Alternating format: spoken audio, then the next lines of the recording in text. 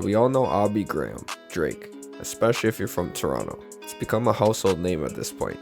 He's one of the most well-known rappers in the world, and also one of the wealthiest.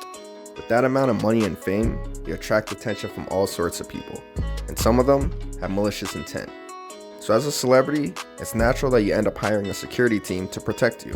When it comes to Drake, well, he's basically untouchable. He walks around with a squadron of top-tier meatheads who are known to be rough with people and overstep boundaries.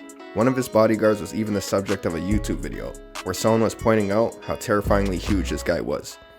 Now when Drake travels by car, it's with a convoy of black SUVs, filled with bodyguards dedicated enough to step into traffic and block cars so his entourage can merge.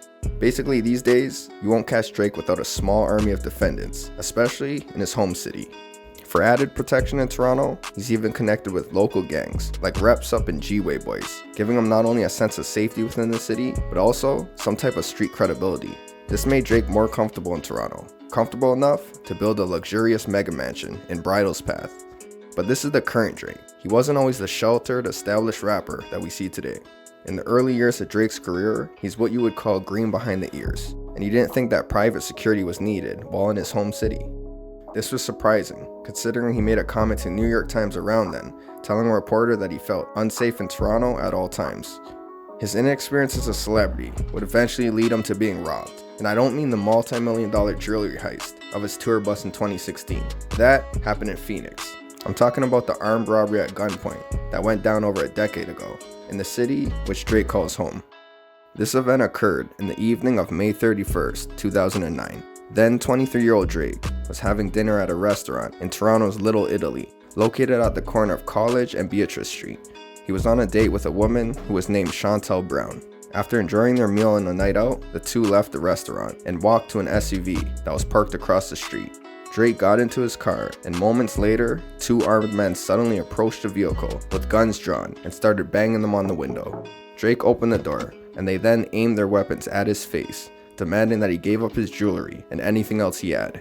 Without much choices, Drake handed over his diamond gold chain, which rapper Lil Wayne had recently gifted to him, along with an expensive Audemars watch and $2,000 in US cash. The woman Chantel was sitting in the passenger seat at this point, but before the suspects could make their way to her, a man that was exiting the same restaurant, named Nicholas Carino, noticed the robbery and yelled at the gunman to get the F back. Apparently spooked, the two suspects quickly jumped into a nearby getaway car with the stolen goods. The car then sped southbound down Beatrice Street, but it wouldn't get too far. A short time later, the same car was stopped by police for driving the wrong way down a one-way street. Once stopped, two people jumped out of the vehicle and began running in an attempt to escape. One person still remained in the car, the driver, and he managed to speed off. After a brief foot chase with police, one of the running suspects was apprehended. The driver of the getaway car was eventually tracked down and also arrested, but the second suspect who escaped on foot was never caught and ultimately got away. The two who were caught, though, were identified as Paul Letatui and Socrates Cotterwell, ages unknown. They were both charged with armed robbery, conspiracy to commit armed robbery, 3 counts of pointing a firearm, and possession of stolen property. As far as the items that were robbed from Drake, the police managed to recover the chain, the watch, and about $1,330, but they never found the guns that were allegedly used in the crime, which ended up being detrimental to the case. Now this is when some controversy begins.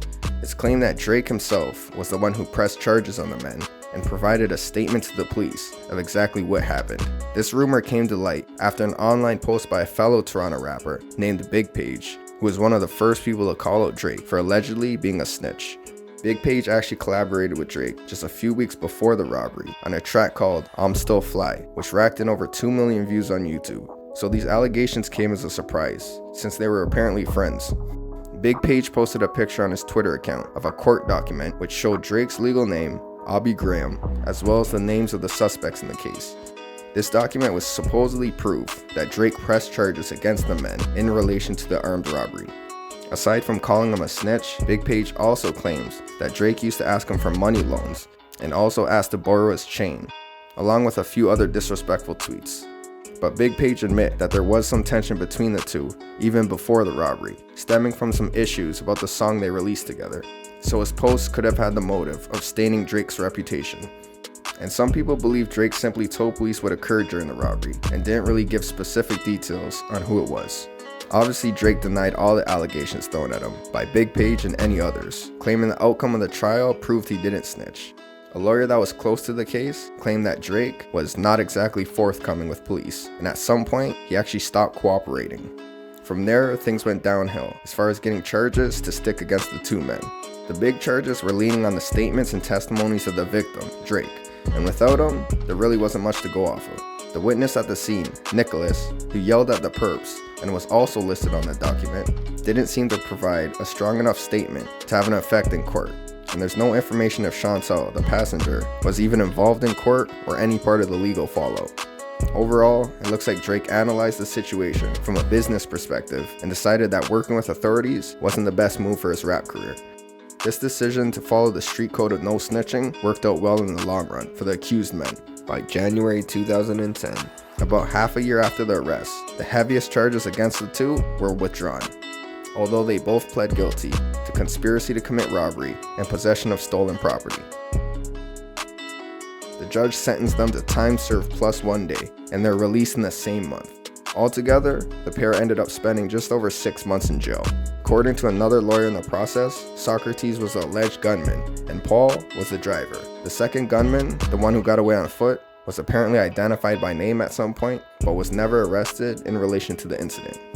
So years would go by, and Drake briefly reflected on what happened in various interviews, one of them being with BBC One Extra. On this radio show, Drake talks about the aftermath of the trial and says that he's the one who made the decision to have them not put in jail, and ultimately, it was his choice to have the charges withdrawn. That happened to me in Toronto, an altercation that had happened, and the way I chose to deal with it was walk away from it. I had a situation happen to me where I was approached by two men and robbed, and I made the decision to not put those guys away, to not go to trial. As to whether or not he actually snitched at some point, well, there's no public record that proves he did. The only remote evidence there is the paperwork that Big Page posted, and it really only states that Drake was the victim of a crime committed by the accused individuals, and not much else. So the idea of him being a snitch is still up for debate until actual solid proof comes to the surface. There's also the question of how exactly he ended up being robbed, and how the suspects knew where he was. While in another interview, Drake claims that he's sure the robbery was orchestrated by his date that night, Chantel. Not only does he mention it in interviews, but he also brings it up in his track, The Resistance, rapping about how he was part of a stick-up, and a girl he thought he trusted set the whole thing up. He also believes it was a planned setup, because his chain was hidden under his hoodie and jacket the whole time, yet during the robbery, the gunman specifically asked for it. Drake claimed another sign was the fact that Chantel's purse was left untouched during the entire robbery, hinting that she may have had something to do with it. It's not known if anything happened to her afterwards, but I'm guessing that her and Drake no longer see each other. That brings us to the final question. Who were these people that robbed Drake? Their names are known to the public, but still, there isn't much information about them online. After researching both of the men, Paul Letitui and Socrates Cotterell, I wasn't able to come up with anything, not even their age. I was curious if the men were part of any gangs, or if they were possibly connected to Chantel Brown. My investigation came up short. They're basically ghosts on the internet. On the Torontology Reddit, there was a thread suggesting that the third suspect who got away was actually the now deceased rapper Sizzlack, but of course this is just a rumor, or as this user calls it, a hood legend story. A few others replied on the thread, saying it was actually someone from Bleecker Street, but again, it's just hearsay. In the end though, it at least looks like Drake pulled something positive out of the situation, and treated it as a life lesson. He made a reference to it as recently as May of this year, on his track From Florida with Love.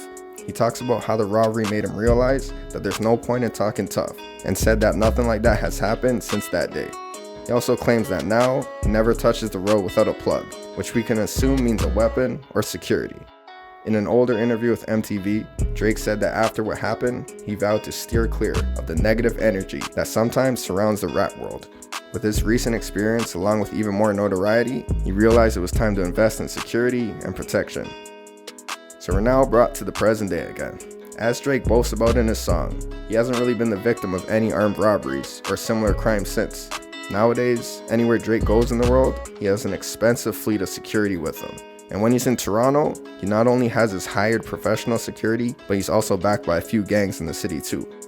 He came to realize that just because he's from Toronto doesn't mean everybody in the city is going to be a fan, and some might see him as a target. But to get to Drake for a handshake seems like it would be mission impossible, let alone to be able to rob him or try to harm him. Drake has become basically untouchable, and as a globally known celebrity, that's how it should be. If you have the money for security, why not?